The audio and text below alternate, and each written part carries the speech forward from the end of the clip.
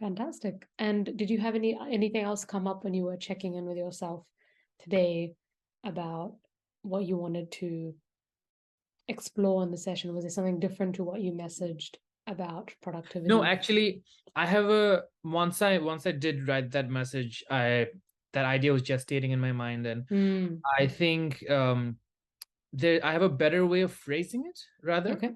Okay. I did mention intuitive habit making, but Mm, I think it's more of like for me, it's allowing the whole spectrum of emotions and mental and physical states into my regular routines so that I kind of have a balance. So it's more of intuitive, um, like balancing of mental states, sort of. Because now that, like, since last week, I spoke about befriending frustration, hmm. I realized that there's a lot of time where I spend out of balance. Hmm. I try to spend out of balance, which means I'm trying to have a good time all the time. That's not balance. There's Mm, bad times that I'm avoiding, which makes mm, me have crashes. That mm, makes sense. hmm. So I think having an added awareness of finding balance of all emotional, physical, Hmm. mental states Hmm. is Hmm. a better way to phrase what I just said: intuitive habit making, habit building. Okay. Okay. So can you define for me what you mean by balance of all emotional states? What does that look like for you? Hmm.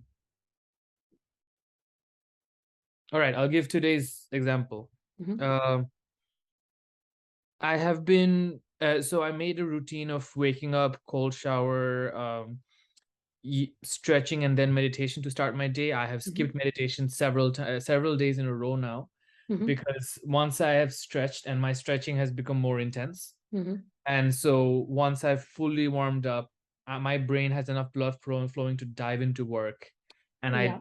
don't have a chance to stop myself and meditate and slow Mm. it down. That's like Hmm. going backwards for me. Got it. Yep. So that kind of doesn't gel together anymore. But then I've pushed that to before going to bed because that's a way for me to Hmm. wind down instead. Hmm. That's an example of intuitive habit building, but it took me weeks to Hmm. figure something like Hmm. this out. Hmm. And then even with my yoga session, I felt like my energy ruffled up. I woke up really frustrated, Hmm. and then I was like, all right, let's use this as fuel. And then there's things, for example, the cold showers in the morning. Hmm. That's just become such a routine. Yep. It's like I don't even have to try. That will happen Yep. automatically. Even if I'm asleep, I Yep. will automatically go to the bathroom, turn on the like, take a few deep breaths, turn on the coldest setting, and then wake up. Mm. And Mm. that just fit in so nicely. But there's so Yep. many other aspects. Like the one I struggle with the most is well, my 9 to 5 job. I know it's temporary, but Mm. that's like I've given myself out of 10 hours, 5 hours of that and five Hmm. hours of my own work. Hmm. And the 5 hours of trying to focus on Mm. my day job, I am inevitably frustrated because it's Mm. not something I like to do. It's something I have to do. It's something that is Yes. like I hit lots of brick walls. It's Yep. coding is like that. And coding has always been frustrating for me all Hmm. my life. Hmm. And but that makes me shy away from doing it. I mean, I should be okay. It's a balance thing. I should be okay with feeling that frustration and getting this work done because it's still something that needs to be done and something that needs to be felt. Because once I do that, once I put myself through that frustration, I can come out of it and I thoroughly enjoy working for myself. But Mm. I need both of them kind of to be there. Is what I feel like. I'm still not. I'm still. Hmm. I'm figuring Hmm. things out while I'm talking to you. Okay. Okay. But So what does I was going to ask you a question about the frustration. So what do you do instead if you don't feel the frustration once you hit that wall of frustration? What is your current go-to method? oh no, I don't have one, and what I end up doing is procrastinating. And what do you do? What's your main method? You mean main method of procrastination? Mm. Um, have you heard of this thing called 9gag? It's like Reddit, but Yep. with pictures. Yep. Um, Okay, things like that. and YouTube. Yeah. Yeah. Yeah. That's it. And Okay. Instagram. So like Yep. Yep. mindless scrolling. Yep. So that's obviously not solving the problem of the frustration or Not doing propagating it. anything. Yeah. And then when you come off the procrastination, you realize, oh my God, I still have this work to do. But now maybe it's even eating away into the time that you spend on your own business. Yeah. It eats away more so into my social life, Mm-hmm. Mm-hmm. into my like looking after the house, into Mm-hmm. my quality time. Mm-hmm. Like Mm-hmm. I haven't been gardening, I haven't been cleaning Mm, the house as much as mm, I'd like to. mm-hmm. Like that, those are all like personal time and social life Mm, kind of mm, taken over by procrastination all over everything else. mm-hmm. So had I stayed on track with my work and everything, I would have, like according to my plan, I would have carved out Mm-hmm. time Mm-hmm. for Mm-hmm. social life and personal Mm-hmm. stuff. Mm-hmm. So what do you feel is required of you to be able to do this work without the resistance to doing it? Who do you need to be in order for that to happen? Who do I need to be? Mm, What is required from me?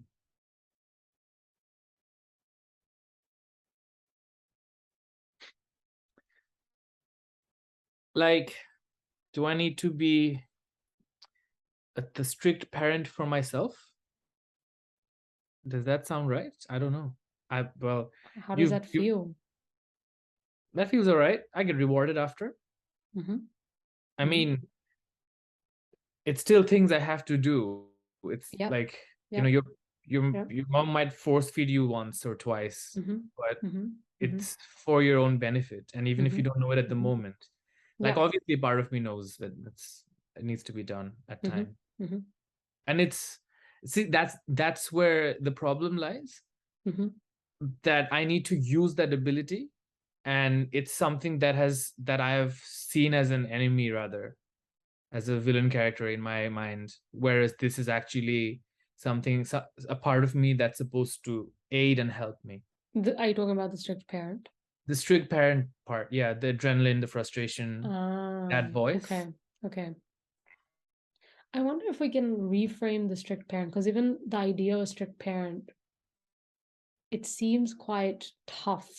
Like the strict parent, it just seems so tough, and like maybe I'm wondering whether we can take aspects of that parent, but maybe make it like the parent that values discipline but is also really loving and can do it in a really nice way, and is like is like is like firm with what they want you to do, but there's a level of almost like, saying, oh, Cute.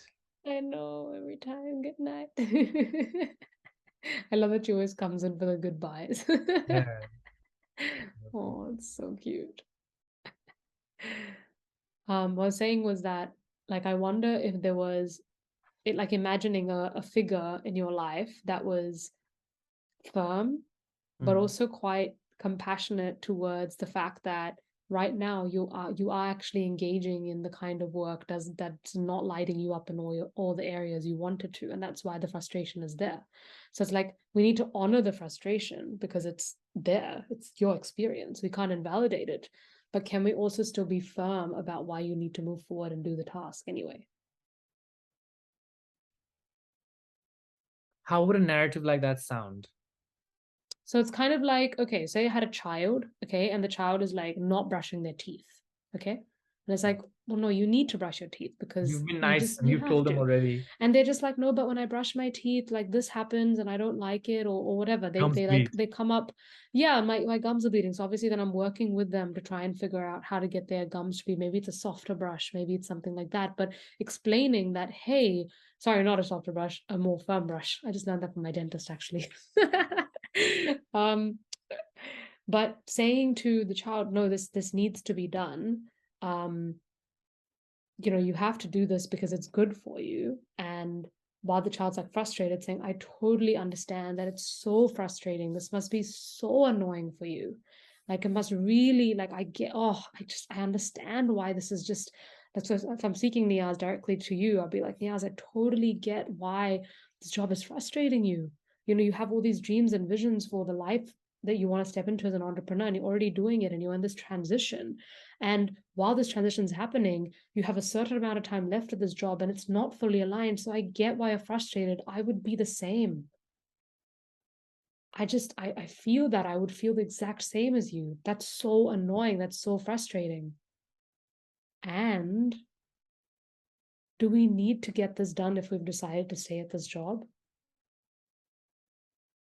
Oh, wait, what? Do we need to get this done if we decide to stay in Yeah, this do we job? need to do this? Do we need to do this work if we've decided to stay in this job? Well, damn. That's a hard question. I guess not. Okay. Because look, it's just a matter of image. Like I'm like as per my boss and managers, I'm excelling in my career as well, and I'm Okay. definitely doing Okay. more than what is required from me. So it's But not necessary. it's not, but I think that maybe something is clashing with your values. Huh? Maybe something is clashing with your values because I think you're someone who values integrity and honesty and truth. And when we show up from a place where we are not fully there, but we're looking like we're there and we're succeeding in other people's eyes, but we know that we're giving it like half or a little bit because we can, maybe that's the subconscious, like, or your conscience speaking up and being like, you know, like, I want to do everything to the best of my ability, be it taking out the garbage, doing this job, working with the client.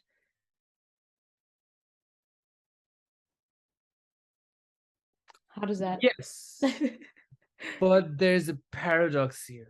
Yeah, love It, those. you're actually right in the sense that, of course, whatever I do, I wanted to do it to the best of my abilities. But also, I don't really want to do this, and I want to just get by with this job. Uh-huh. They both clash because, I mean, it was supposed to be 4 hours that I put into work, but I added an hour because I procrastinate. Yeah. And it's an 8 hour job. Like, ideally, I should be doing 8 hours, but I'm not.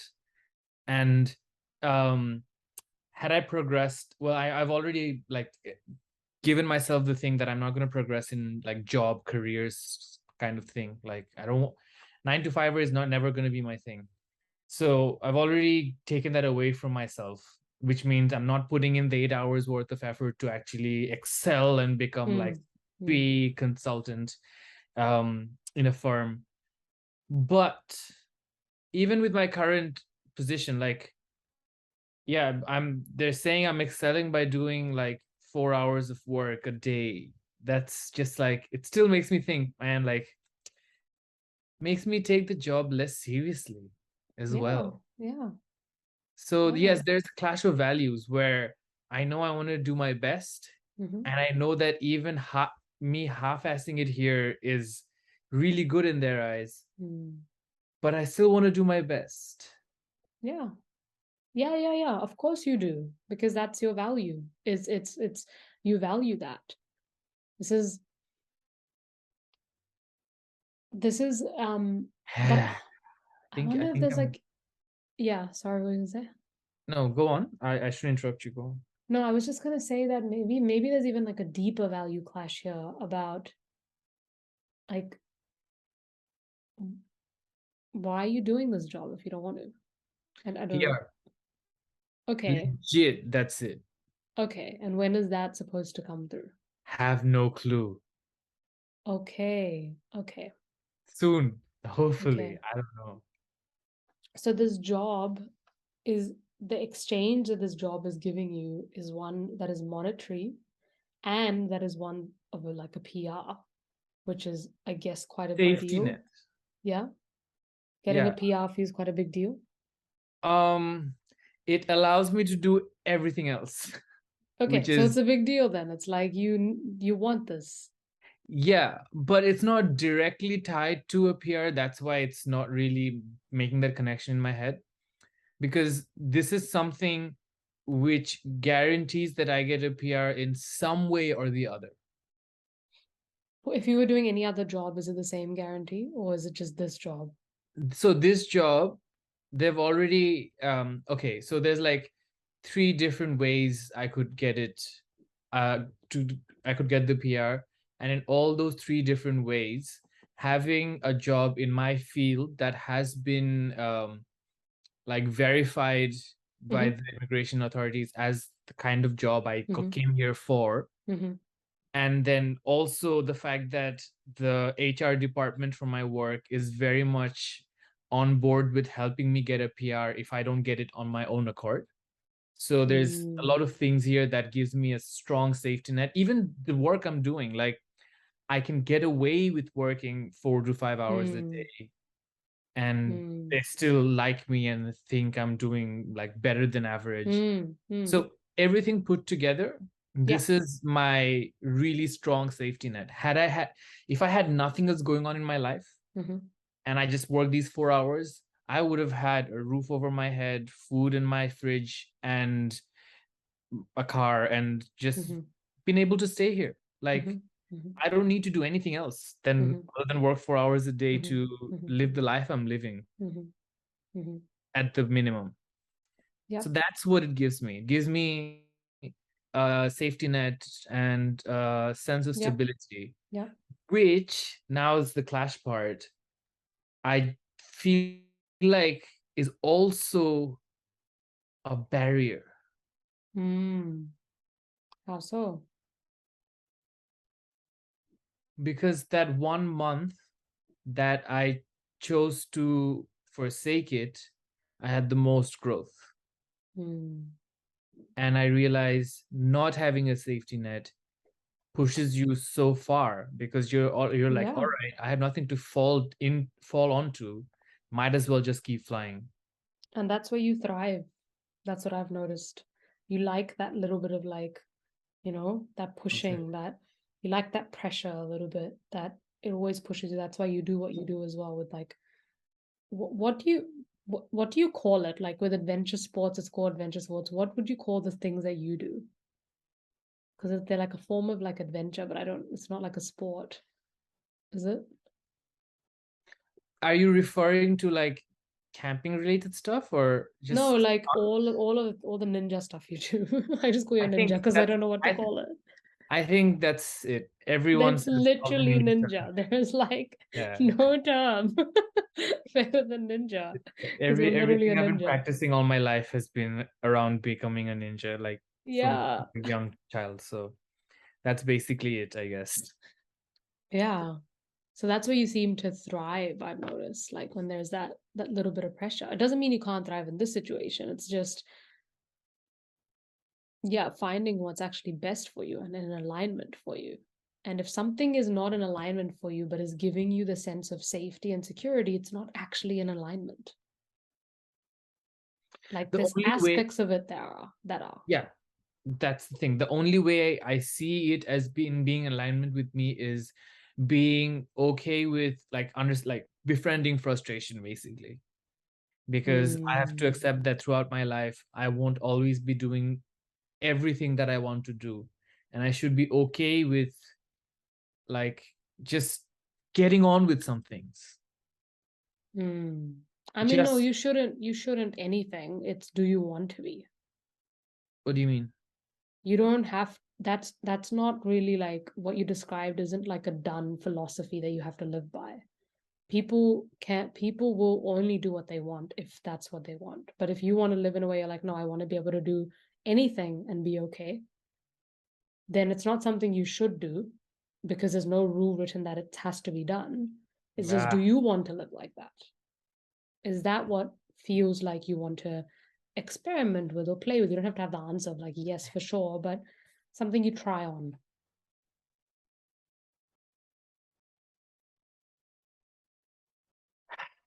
fair.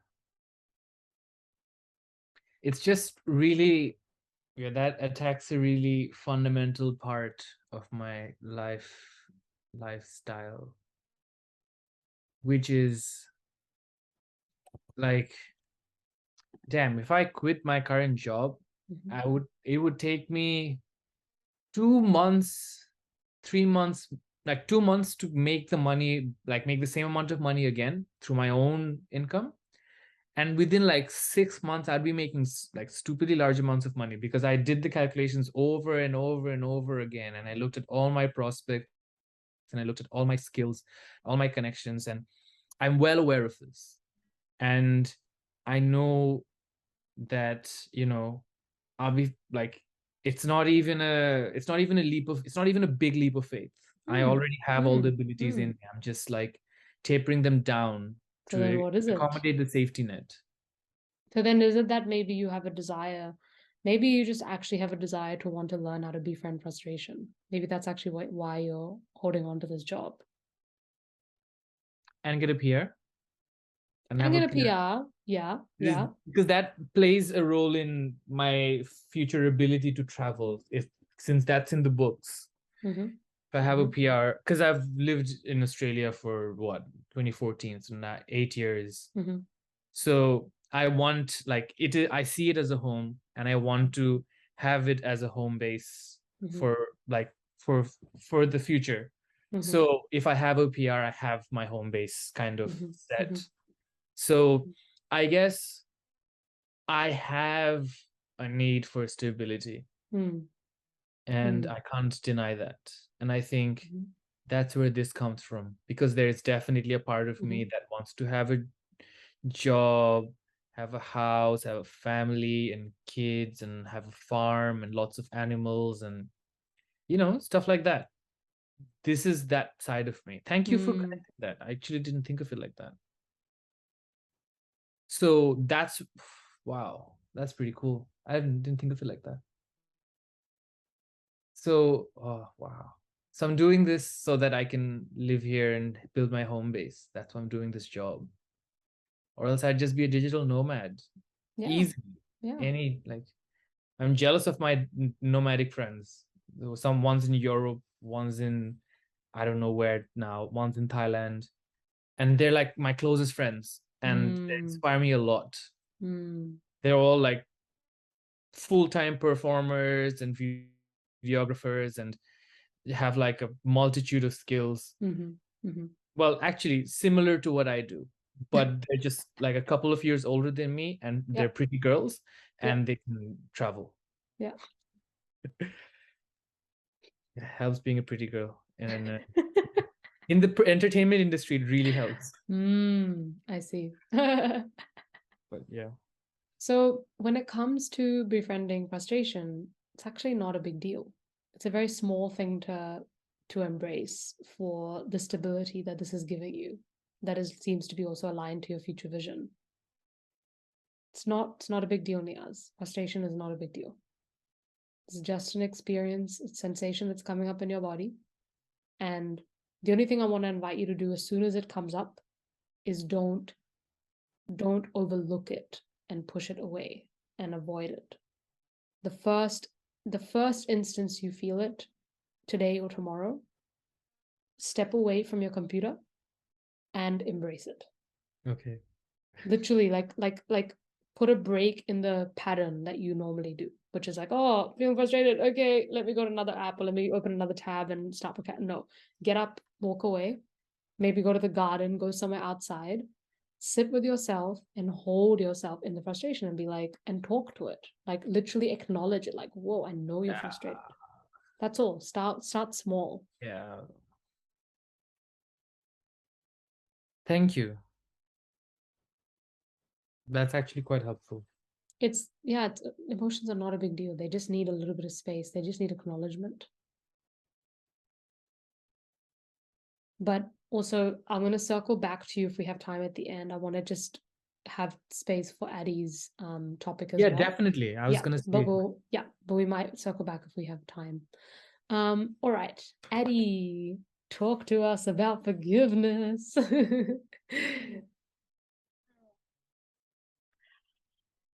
It's Yeah, I mean, gosh, how do I start?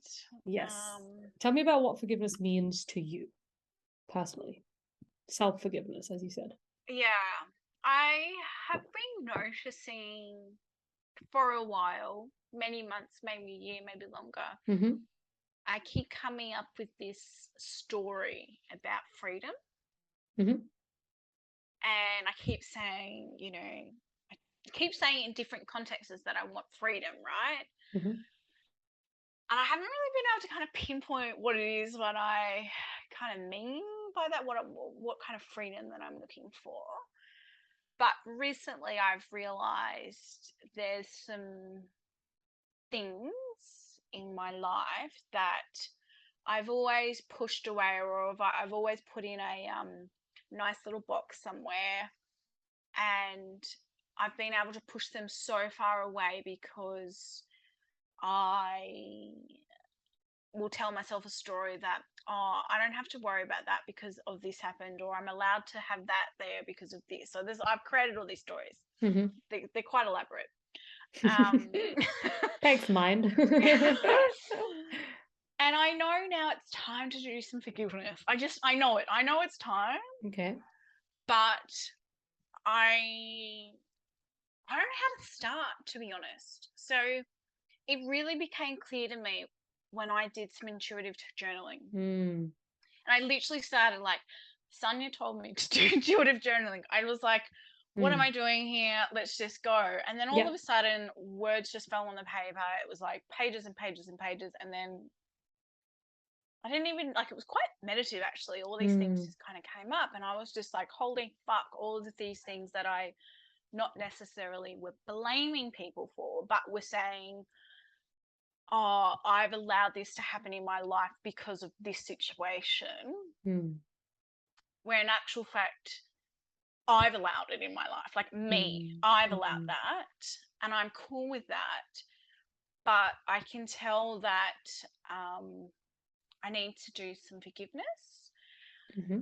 and I feel as though when it comes to another person, I have a bit of a process, and it usually happens because the situation just doesn't serve me, and I can get myself there pretty quickly because I can identify that. Mm. But with myself, I can't always clearly identify when something's not serving me. Mm-hmm. And therefore, I find it harder to kind of go, like, I just need to release that. I need to let that go. Like, Mm-hmm. I Mm-hmm. need to forgive myself.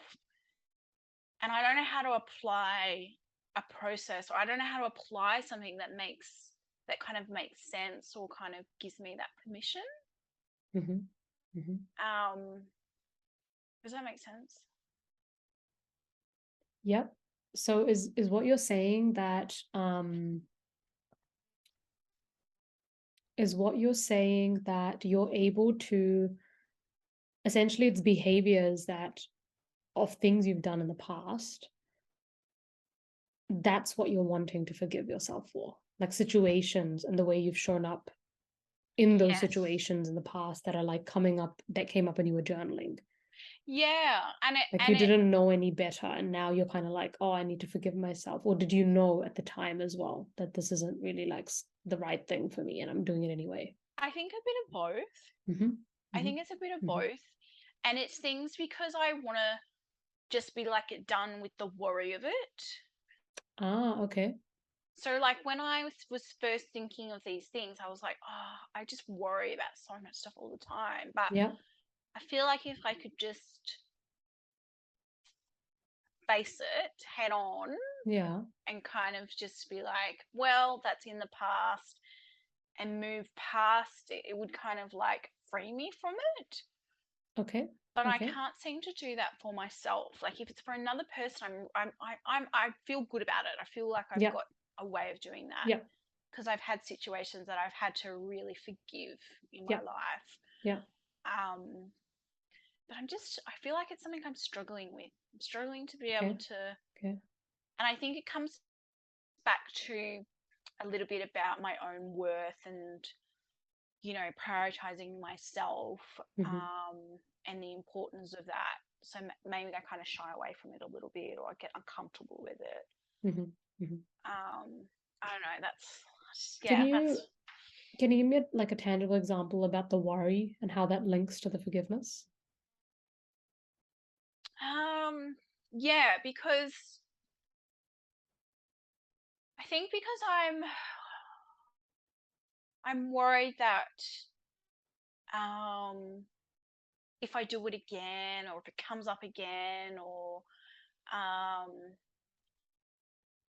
that it's, I don't know, that it's just like attached to me, like it's just with me. It's just like repetitive thoughts that you can have while you're doing something, but it's just like, why am I even thinking of this? Like, this is, it's not important to me. I'm not like, I'm not genuinely worried, but I'm, so maybe worry's not the word. Maybe it's more that, like, that, just that constant like thought that it's there, and that's why I know that it's got to go. It's got to like be gone. It's got to go. Okay. So a view that I want to give you on forgiveness, be it self-forgiveness or other forgiveness. Well, actually, before I say that, I'm not surprised that this is coming up for you, because in our last session, we spoke about self-abandonment. And it's kind of like the polar opposite of self-abandonment is self-forgiveness. Because every time we abandon ourselves, we're literally like there's a betrayal of the self. And so forgiveness comes in as an antidote to that. And that's like, I did the best that I could at the time. Yeah, okay, I abandoned myself. In hindsight, I now fully know, but I'm ready to release myself of that responsibility because I was only doing the best that I could. And I only know now that that didn't serve me. Yep. Right? Yep. So I want to describe forgiveness to you like this cup. Okay? So what you're saying is, I want to forgive other, myself, whatever. That's like, imagine that that's like the top layer of this mug over here. Now, what we need to do is, in order to experience forgiveness, we need to dive into the cup. We need to dive into the experience that we think we need to forgive. Okay? Yep. When you dive into that experience, you gain a level of understanding about it. You understand why it happened. You understand what was really going on. And in the diving of it, this mug actually completely unravels. And what's left as a byproduct of that is forgiveness. Yeah, so it's not a mental thing. It's not like I'm going to now forgive.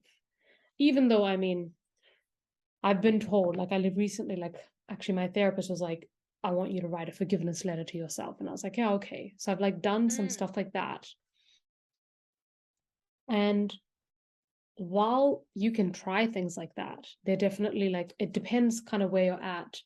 But I think that for you, the work is in being able to understand something fully by like tuning into it, by going into it. And through that process, what comes out instead is a level of understanding, a level of compassion for the self or the other. And that is what gives rise or leads to this thing we call forgiveness. Yeah. So if I kind of, because, I like lists. Yeah. If I kind of list these things. Yep. And because the journaling helped. Yes. You're saying empathize. Yeah. The same way I would empathize with someone else, I would empathize with the situations individually. Yeah. So you go into like what could have been happening at that time in order for me to have acted that way?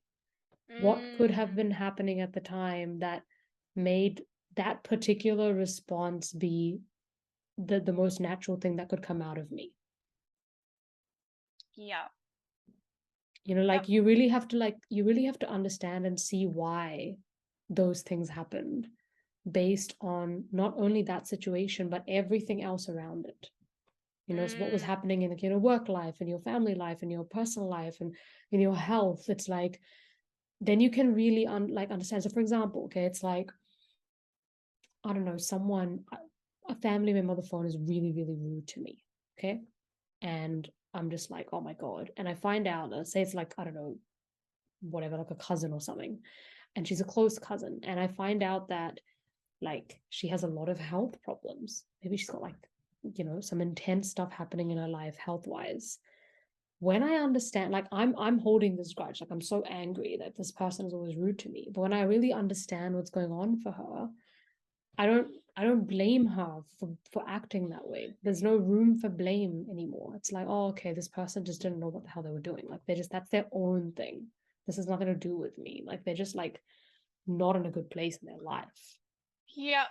Okay. Yep. And that's why they're acting like that. So then it's funny because when you get to that point, you realize there's actually nothing left to forgive.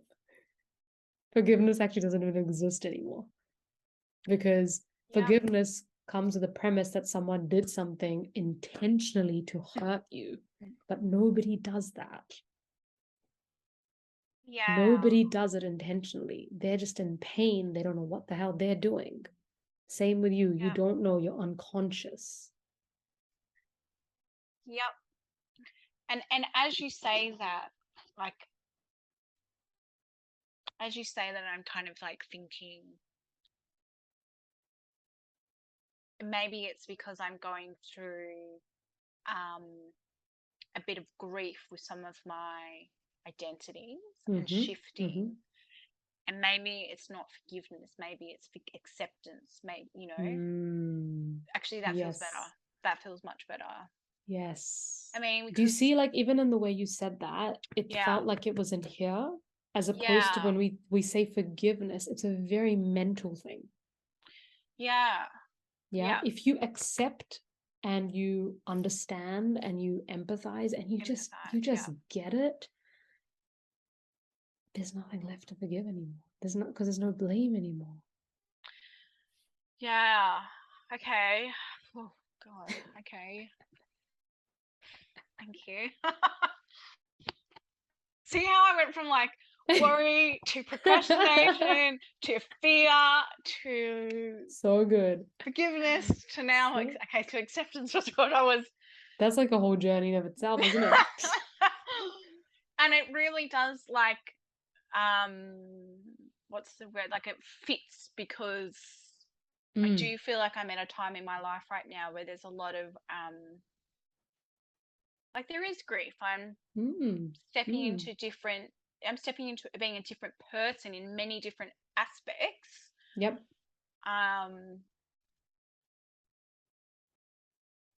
And I feel like it's acceptance. Like I just need to accept that was a part of me at a point in time, and it was okay. Like, yeah. And it's about, so grief is also a part of forgiveness. So if you think of forgiveness, as I said, like this mug that's holding everything together, it, like, in here is the understanding, the grief, maybe the sadness, the empathy, and like that is what it actually is. So when you are in that and when you feel that and you truly embody that, then this is just like the natural byproduct of it. It's just like, okay, cool, it's there. Yep. Yeah. Yep. Wow. And accepting anything in your life is as simple as being able to swallow and digest the truth of the situation. Yes. Okay. And maybe that's where I'm getting the uncomfortable, like, don't want to go there. It is uncomfortable. It is nice in a box. Let's leave it on the shelf. Yep. But also, actually, really important thing to mention about acceptance is that this was an insight I had, I think at some point in the last 5 years, I can't remember when, but it was quite significant, where I sort of realized that when we speak about acceptance, right, it's funny because when we say we need to accept something, what we're alluding to is that we don't accept something right now. Yep. Yeah. And that's why we're searching for acceptance. The thing that we are searching for acceptance is already happened. It's done. It's already occurred. Yeah. Yep. It's done, right? It happened at some point.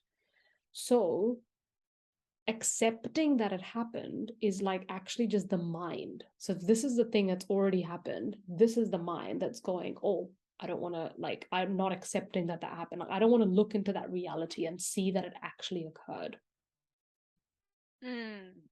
Right? And acceptance is the mind going, acknowledgement. I think that's a big one for you, Addie. Maybe start off with acknowledgement before you get to acceptance.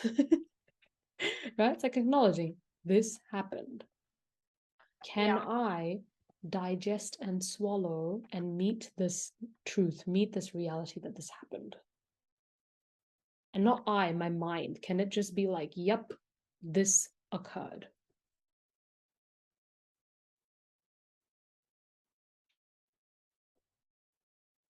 Yep.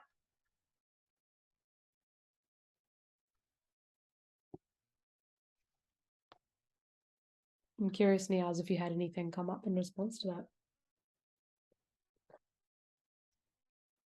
that. Muted.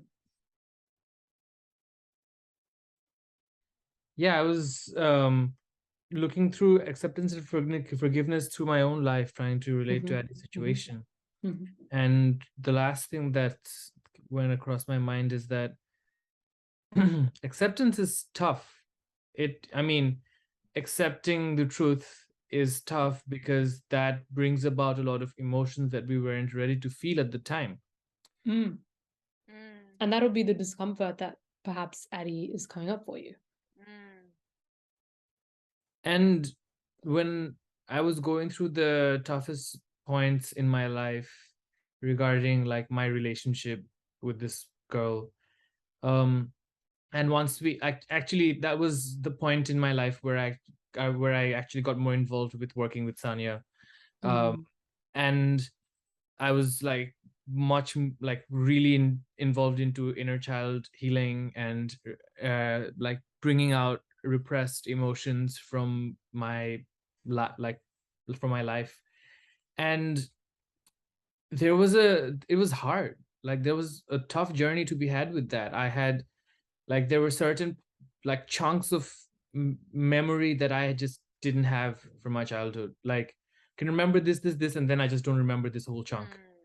And then as I sat with it and I was like, all right, let's give it space to unravel itself. And it always came with a lot of emotions.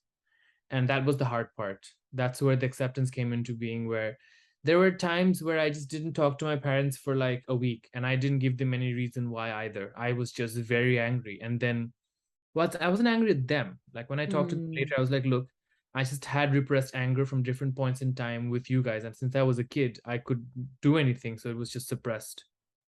So the forgiveness, as Tanya said, there's really nothing to forgive once you understand that your parents are trying their best in the ways they know how to like raise a good child.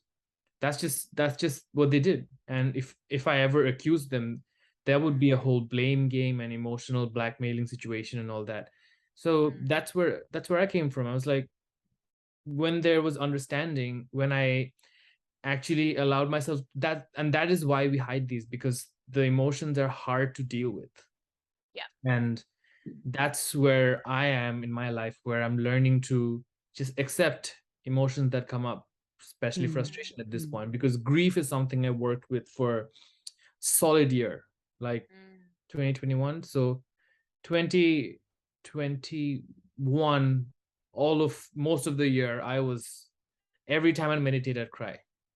And I got so understanding of grief. I was like, all right, this is just the flip side of love. If you never feel love, you'll never feel grief.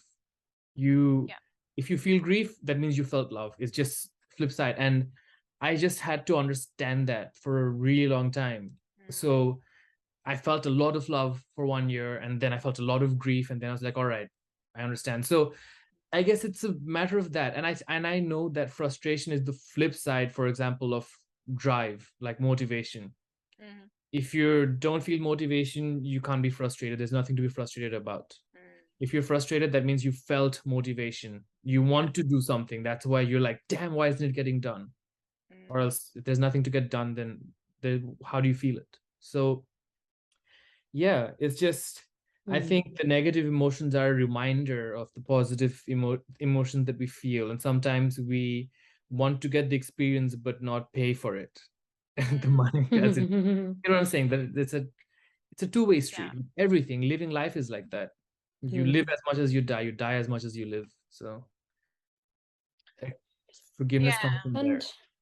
with what you said about, it's tough, like acceptance is hard. It can be very tough. It's what you rightly said. It's not that acceptance is tough. It's a concept, right? Acceptance. It's a label. It's a narrative. It's a label for a lot of things happening. But it's the emotions, and it's not even that emotions are hard. It's not even hard to feel negative emotions. It's not. It's an emotion is just a sensation. But it is the fact that we don't know the skill and have not practiced it enough. That's the only reason it seems hard. Yeah. Yeah, so if I ask you to go and perform at a concert tomorrow and play the guitar and you have no idea and you've just started learning, you're going to be like, how am I supposed to do that? It's a skill. You haven't excelled at that skill. For something to get easy, you have to practice it. And then it gets easy. So feeling negative emotions is not hard. Yeah. It's not. It's just an emotion. It passes.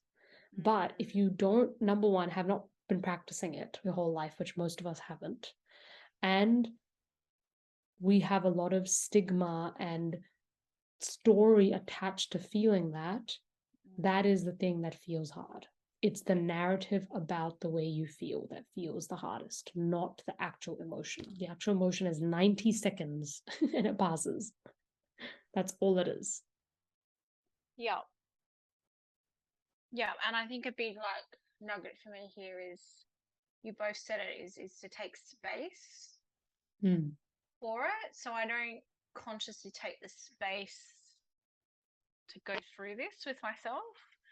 I kind of just like know that it's there, and then I just somehow miraculously think it's going to be worked through in my long day of 15-minute increment Yeah. tasks that I do. So Yeah. it doesn't that doesn't really like Yeah. make sense, does it? So And how will it? It's like if I told you to learn the guitar, but you took out no space to learn the guitar, how are you going to learn the guitar? You can't yeah. be doing it while you're cooking, right? Like it's like or like going to work, we need to actually allocate that time to train. Same way, you're learning a skill. How to be with sensation is a skill. Yeah. And I definitely feel like I'm getting more confident Yes, knowing what comes up. Like I can hold the bag for myself now in you those can. moments, Yes. but it's about just consciously taking the time to like let the shit come up or like Yeah. get in those moments. Yeah. Oh, okay, thank you. Thank you, Naz. Glad I could help. Question, Sanya. Mm. Now that you mentioned that sitting with emotions is a skill, Mm. and how do we practice it? Is practice just meditation, or is there something specific? Or is it personal, or how does It's that work? exactly what I said to you before. As soon as you notice something's there, don't ignore it. Okay. Yeah. Every time you notice anything that is quote unquote negative, but not negative, I replace the word negative with unfamiliar. We're really good at feeling joy and excitement because we know Crap. that like it means XYZ about our life. I think you're frozen, Nia. So just wait for you to Oh come back. no, Oh, am there I you are. I don't know. Oh, I don't know if you were just like sitting in this pose. I gave the I was impression that I you was were contemplating. frozen. It's like, I was frozen. okay. But every time you have anything come up that's unfamiliar, that you know is quote unquote negative based on the stories you have about it, like frustration has a lot of connotation to it. That's why it's seen as a negative emotion. But it's just every time something comes up and you don't ignore it and you're like you see it as a valid, valuable part of you. the key word is valuable. This has something to offer me. Everything in my being has something to offer me. How can I pick and choose the times that feel good and say they're the most valuable ones? It's not possible. It just doesn't make sense. Everything is valuable about me. Every experience, every emotion. So just allowing it fully, and over time, as you allow it fully, it becomes a habit. And then you don't need to try and like sit aside to feel it. It's just there. It's like, oh, it's here, it's out. And sometimes when it's like a lot, sure, you can sit down and you can like do something about it. You can maybe, you know, go for a walk in nature or journal or dance or move, because you know this one is, you know, when it's dense and you want to give it more space to honor it. But the key here is to always honor it because it is useful, it is valuable, and if you can honor it, you are directly increasing your capacity to feel deeper levels of joy within your being, which is what everybody wants. Right? So it is the path to feeling the stuff that you really like feeling. But if you don't feel this, you're never going to feel true joy either. Deep, deep joy. Because it's got the same depth in it. The darkness, going into the darkness, descending into the darkness is what shows us the light.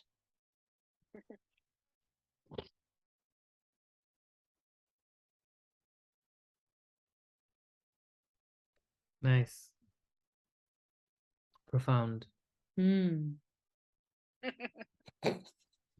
Um, you'll learn a lot of this in Vipassana anyhows. yeah, looking forward to it, actually.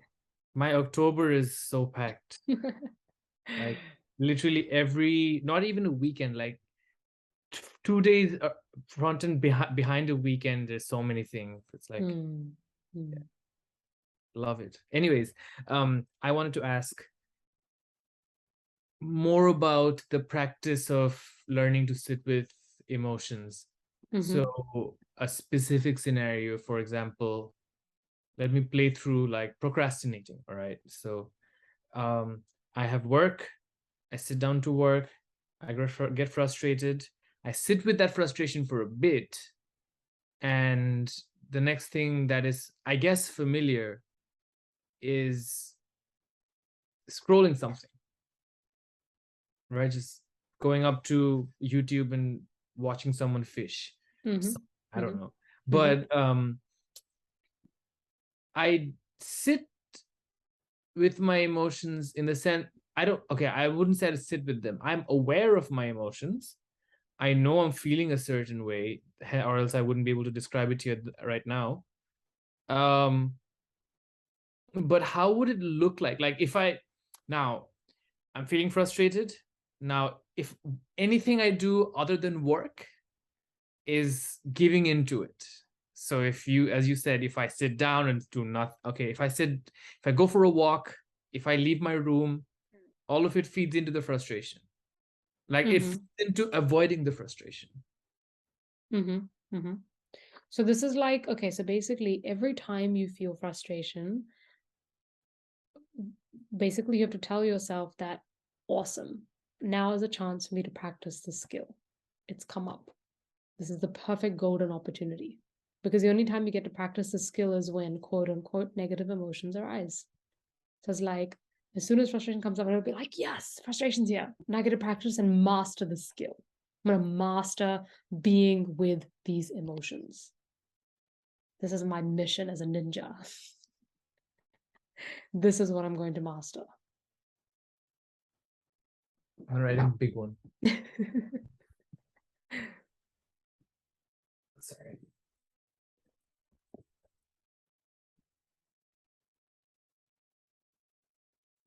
All right. Thank you.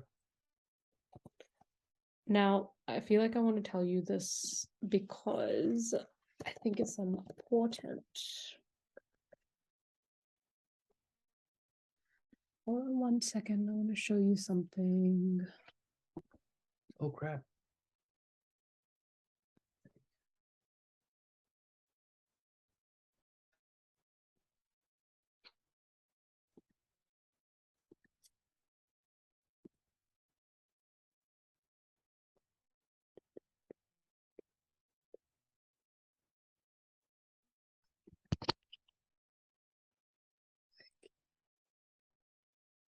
Okay, this is it. So, Niaz, I'm going to share my screen to show you something. I feel like it is an important thing for you to see this.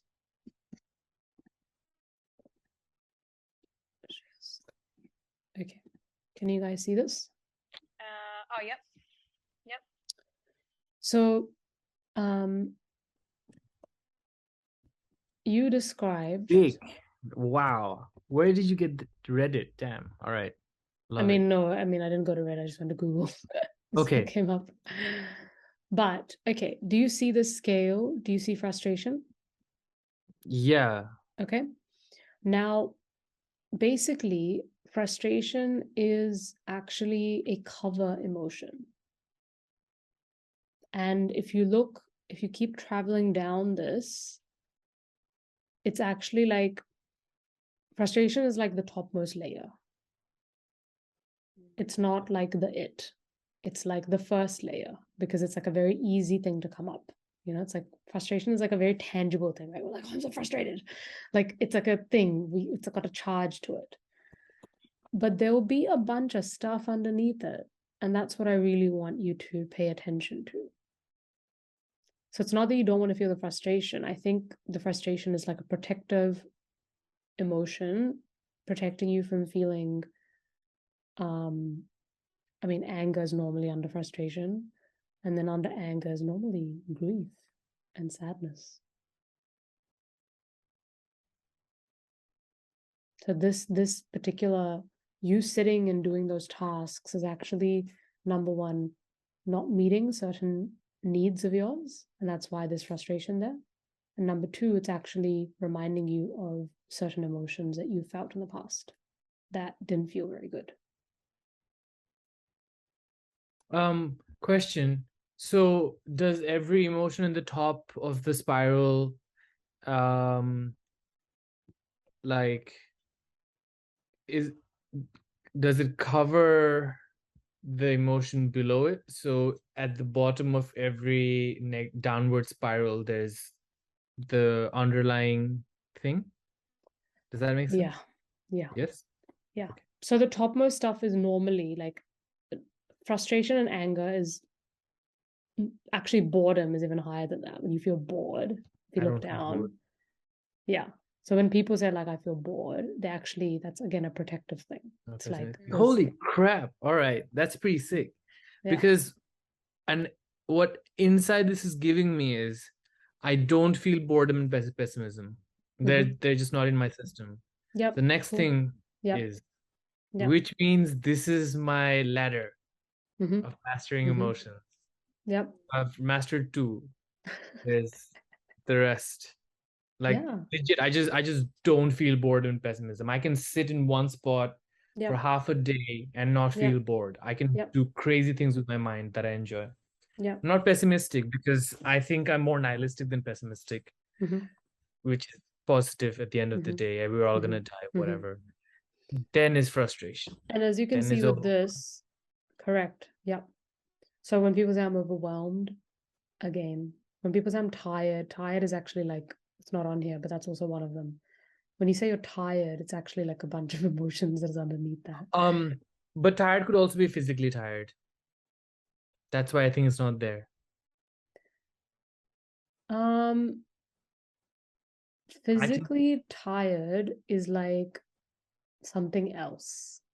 But also like You know how some people are like just like they don't do much physical stuff, but they're tired. I think that isn't that depressed? Yeah, it's disappointed, it's hurt, it's but again, there's always two things that I look at when negative emotions come up. Number one, what needs do I have that are not being met right now?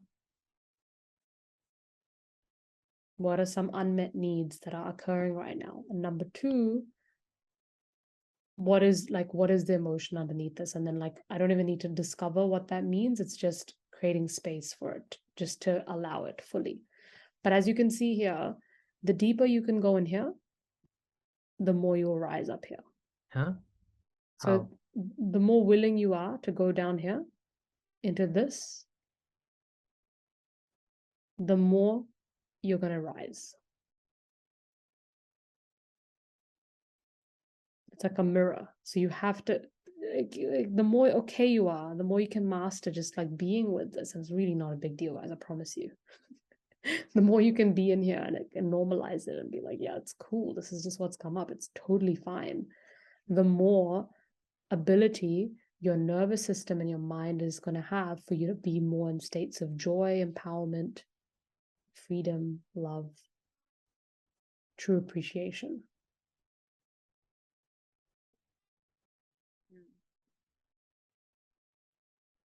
Okay, I'm gonna stop sharing this now. Can I just say something? Tell me. I've been working with you for over a year now, and it's astonishing how you've taught me so many of my core new things, like every time.